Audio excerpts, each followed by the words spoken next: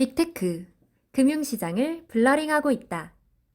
지난 11월 12일 현지 시간, 세계 최대 소셜미디어 페이스북이 새로운 결제 시스템 페이스북 페이를 공개했다.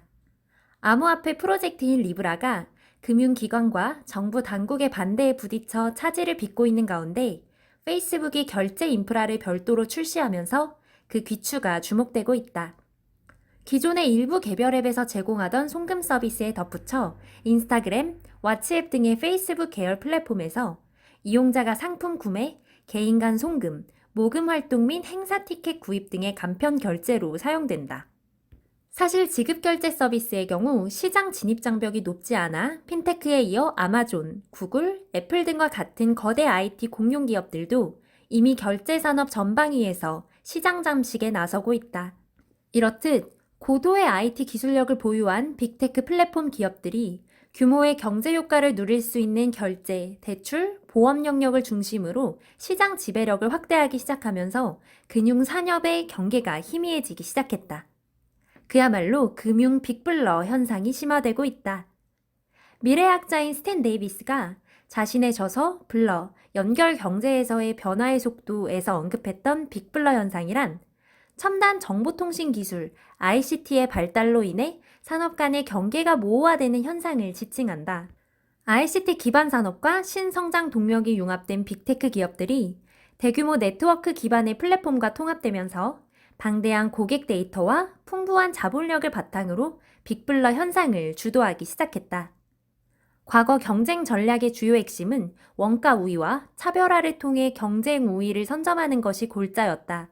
그러나 시대가 변하면서 풍부한 고객 생태계와 강력한 디지털 기술을 기반으로 경쟁 우위를 점유하고 있는 빅테크 기업은 산업을 아우르는 강력한 경쟁 기업으로 떠오르면서 금융의 가치 사슬을 변화시키고 있다.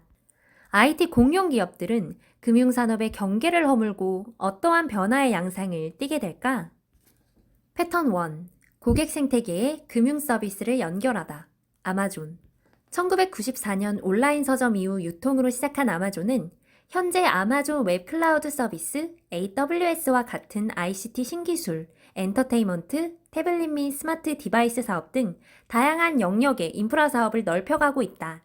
고객 경험을 지속적으로 향상시키기 위한 플라이휠 전략. 성장을 만드는 선순환 전략으로 아마존이 자사의 전자상거래 플랫폼에 금융 서비스를 도입시켰다. 시작은 그들의 거래 유통 생태계 내의 파트너 또는 파트너들의 고객들을 위함이었다.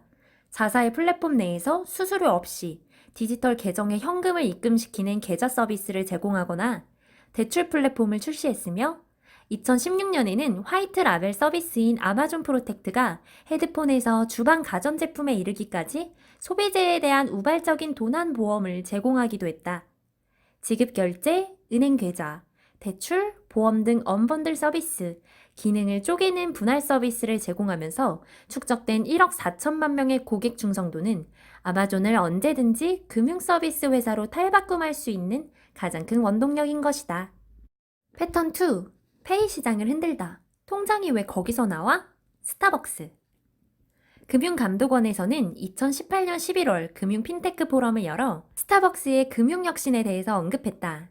그리고 스타벅스가 글로벌 비트코인 은행을 꿈꾸는 가능성에 대해서 한국 금융산업이 전혀 진지하게 고민하고 있지 않는다며 아쉬움을 내비쳤다. 실제로 2018년 미국에서 가장 많은 모바일 지급 결제 고객을 보유하고 있는 기업은 커피업체 스타벅스의 커피 통장으로 집계됐다. 2019년은 애플페이와 거의 동등한 40% 고객 점유율을 보이고 있다. 물론 아직까지 비금융 기업이 고객의 예치금을 통해 이자 수익을 창출할 목적으로 외부에 투자하거나 자산 운용을 할 수는 없다.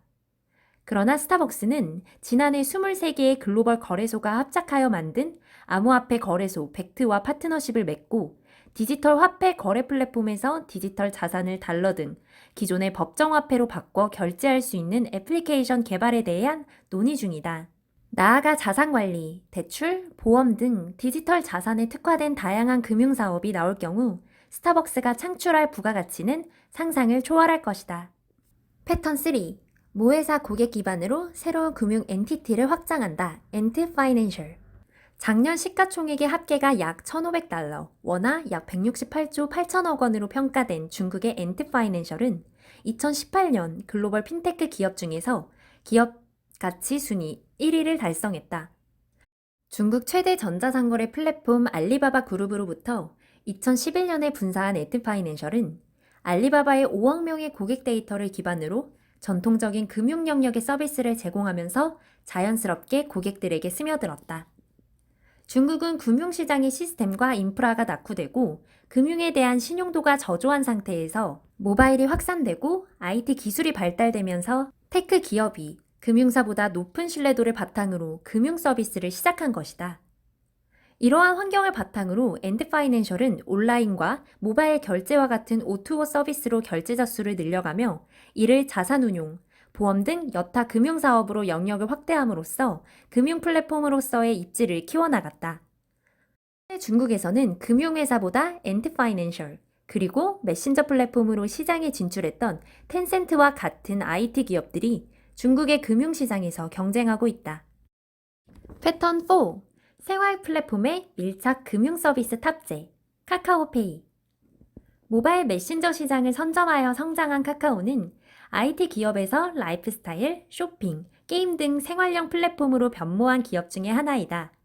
여타 다른 플랫폼과 동일한 간편 결제, 이체, 송금 등의 금융 서비스를 제공하나 최근에 카카오페이는 생활 금융 플랫폼의 전문성을 기반으로 인슈어테크 플랫폼을 접목시키면서까지 본격적으로 영역을 확장하기 시작했다. 지난 7월 크라우드 보험 플랫폼 인바이유를 인수한 카카오페이는 전통적인 중앙 집중형 보험 모델에서 벗어나 P2P 조직 모델을 통해 현재의 전통적인 보험 구조를 재정의할 수 있게 되었다.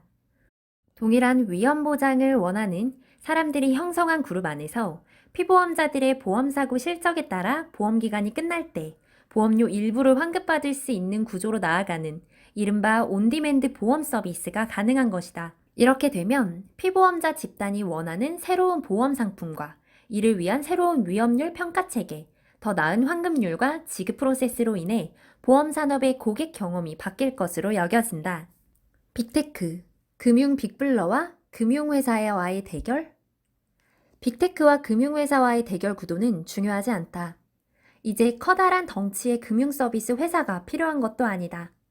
고객들은 자신이 원하는 금융 서비스를 하나하나 선택할 것이고 원하는 고객 경험을 많이 제공하고 선택받은 회사가 금융 생태계를 리딩할 것이다.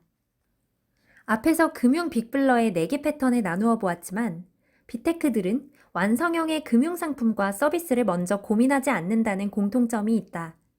그들은 철저하게 고객과 생태계에서 원하는 금융의 서비스를 찾아내고 빠르게 생산해서 또는 외부에서 공급받아 고객 옆에 배치시킨다. 그리고 고객의 반응과 선택을 즉각적으로 관찰하고 수집하고 분석해서 업그레이드 시킨다. 고객의 선택과 반응 데이터를 연구하여 새로운 고객 경험, 디지털 콘텐츠를 설계한다. 이것이 빅테크들이 금융시장을 블러링하는 방식이다. 또한 이것이 전통적 금융회사의 생산 방식과의 차이점이다. 이제 빅테크들의 금융 서비스는 티핑 포인트에 도달했다.